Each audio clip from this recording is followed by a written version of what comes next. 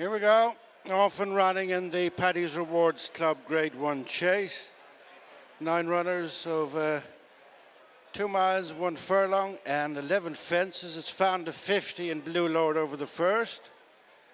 On the outside is Solness, the 3 spaced across the track, followed by Marine Nationale. And then Dinoblue, who's followed by Gaelic Warrior.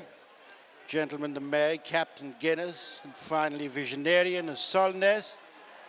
Just heads Blue Lord for the lead, followed by Found of 50. Break of 3 lengths to Marine Nationale, who's upside Dinoblue, last year's winner from Gentleman to May, as they make tracks to fence number 2. And keeping out from the rail, Solness and J Slevin lead Blue Lord, Found of 50 Marine Nationale, as they get over fence number 2. And going towards the third, Solness has gone on by a couple of lengths to Blue Lord, Found of 50 Marine Nationale, and then Gentleman May, Gaelic Warrior, Dinoblue. Good run now before they reach the fourth. And it was Solness who was first up to the bend. They've got another 8 fences left to jump. Solness reappears the leader from Found of 50, followed by Marine Nationale. Taking closer order is Gaelic Warrior, and then comes Dinoblue. Blue Lord has been knocked back, and then Gentleman to May, Captain Guinness, Visionarian. Going towards fence number 5. And way out on the course, it is Solness. More to the inside, Found of 50, a place in front of Marine Nationale, then Gaelic Warrior, who's inclined to follow Solness. And then Blue Lord, Dinoblue, Gentleman to May. Captain Guinness, Visionarian, has always been last. Heading towards the halfway stage in the next fence in the back straight. And out by the ambulance road, it's Solness, the leader. From Gaelic Warrior, Found of 50, Marine Nationale. And then Dinoblue as they go away from another fence in the back straight, 7 furlongs to go. And it is Solness nicely cleared of the pack from Gaelic Warrior into second. And then Found of 50, Dinoblue, Marine Nationale to the inside. Heading towards the end of the back straight. And it's Solness followed by Gaelic Warrior. Dinoblue moves into third. And then Marine Nationale, Found of 50, has fallen back. And then Captain Guinness, Blue Lord, Gentleman to May and Visionarian shaken up at the back. But it's Solness by 4 lengths with 3 fences left to jump. Now chased by Dinoblue. Last year's winner followed by stable companion Gaelic Warrior, then Marine Nationale and Found of 50 as they face 3 fences from the finish. Solness, Dinoblue being followed by Gaelic Warrior, Marine Nationale, Found of 50 ridden along, then Blue Lord, Captain Guinness, Gentleman to May. Heading towards the second last fence, and Solness has come back to Dinoblue. Gaelic Warrior coming round the home turn.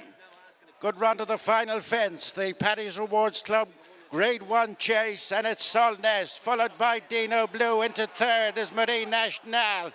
Drifting back is Gaelic Warrior, and then Captain Guinness, Blue Lord, but it's Solness, the one they've got to go and claw back here from Dinoblue, Marine Nationale and Gaelic Warrior. Final fence coming up, and it's Solness and J Slevin up and over from Dinoblue, Marine Nationale, Gaelic Warrior, all bearing down inside the final 200 yards, and it is Solness still maintaining a useful looking advantage from Gaelic Warrior and Marine Nationale. Joseph O'Brien again in the big time as Solness and J Slevin make all in the Grade 1 Paddy's Rewards Club chase.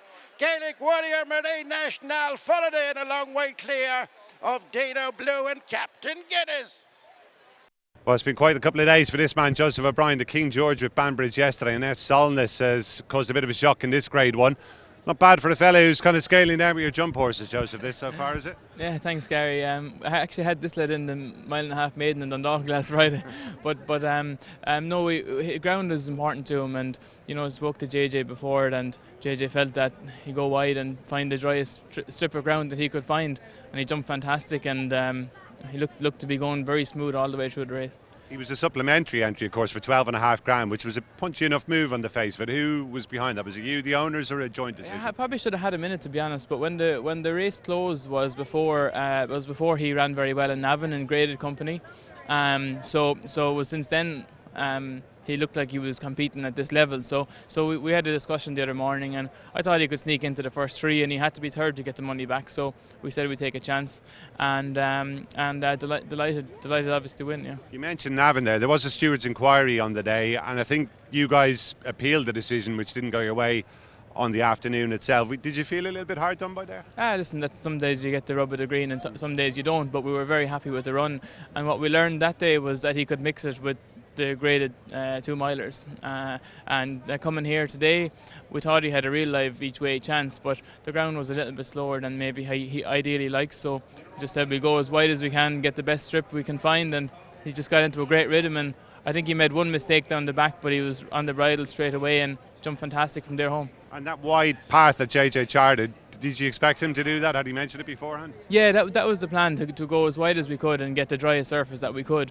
So delighted for JJ as well, obviously, to get a Grade 1 winner here this week is very special, and he had a tough day yesterday after getting a couple of falls just back from injury. So really delighted for JJ, and I mean, he gave him the most fantastic ride. And what about future plans for this fella? This opens plenty of doors, I think, doesn't it? Yeah, it does. I mean, he's been a great horse for the owners. He's won a whole bunch of races, hurls, chases. We're going to drop back and win a flat race at some stage with him as well, but I think he'll head on to something like a champion chase and be an outside contender. Great stuff. And all good with Banbridge. I presume he's not back yet, is he? Yeah, no, he's back. Is he? Yeah, okay. he got back this morning. He trotted up fine, and looks like he's pulled up well, and he'll have an easy week and see what we do then. That was a long-term plan executed yesterday. Is there a new plan from here? What's going to be the goal?